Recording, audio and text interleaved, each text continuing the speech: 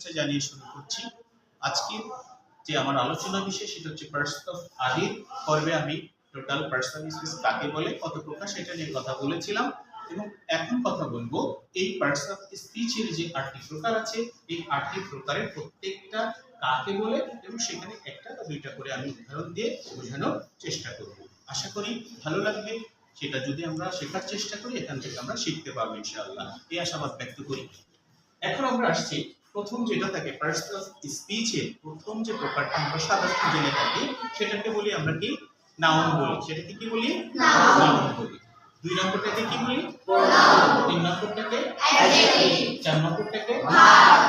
5 নম্বরটাকে অ্যাডভার্ব। 6 নম্বরটাকে প্রিপোজিশন। 7 নম্বরটাকে কনজাংশন। 8 নম্বরটাকে ইন্টারজেকশন। এখন প্রশ্ন হচ্ছে noun.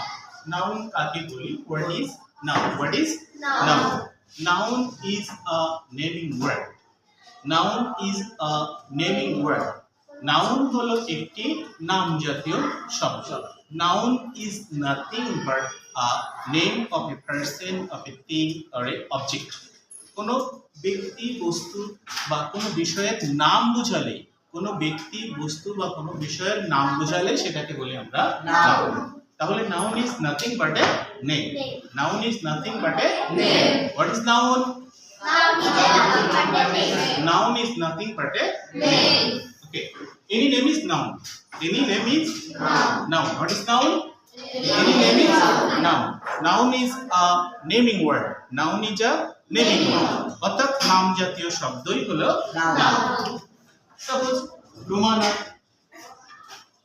Romana. It's the name of a girl. Romana is a name of a girl. Romana is a name of a girl. Book. Book. It's a name of a substance. It's the name of a substance. বইটা কি বস্তুবাচক? তাহলে এটা এরকম যদি নাম থাকে তখন সেটাকে বলি আমরা নাম। এরপরে আসি আমরা প্রোনাউন। হ্যাঁ, next I want to discuss about pronoun. Pronoun, what is pronoun? Pronoun is a word when a word is used instead of a noun. When a word is used instead of a noun is called pronoun.